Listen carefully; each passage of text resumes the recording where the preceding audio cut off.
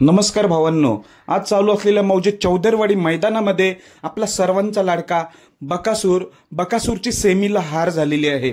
तसेच वेगाचा शेवट सर्जा सेमी पास झालेला आहे, फायनलसाठी पात्र झालेली आहे।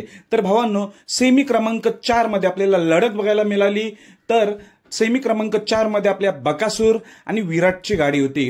तास क्रमांक 6 वर होती गाडी, मधून गाडी होती, तरी पण आज काय नशीब नव्हतं। होतं कधी कधी असं, कारण की आज पैरा होता विराट आणि बकासूर ही जोडी पहिल्यांदा पळाली होती आणि डाव्या खांदी आपला बकासूर झुकला होता।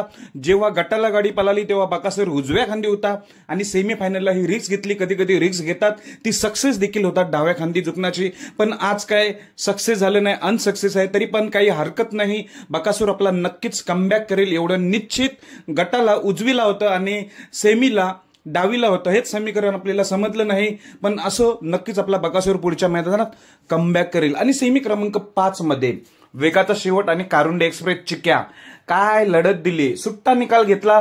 असं निकालावर वाटलं की फॉल होतो की काय, तर भावांनो फॉल नाही झालेला आहे, निकाल आलेला आहे। वेगाचा शेवट सर्जा आणि कारुंडे एक्सप्रेस चिक्या सेमी पास झालेला आहे। शेवटच्या क्षणी बघितलं असणार तुम्ही, छोट्या ड्रायव्हर कोरालेकर होते, ते शेवटच्या क्षणी 50 फुटावर छोट्या ड्रायव्हर खाली बसले। असं वाटलं फॉल देतील की काय, तर नाही फॉल भावांनो, चांगल्या रीतीनंच गाडी पळाली, थोडीशी टर्न मारली होती पण आतूनच होती, त्यामुळे सेमी पास झालेला आहे सर्जा आणि कारुंडे एक्सप्रेस चिक्या।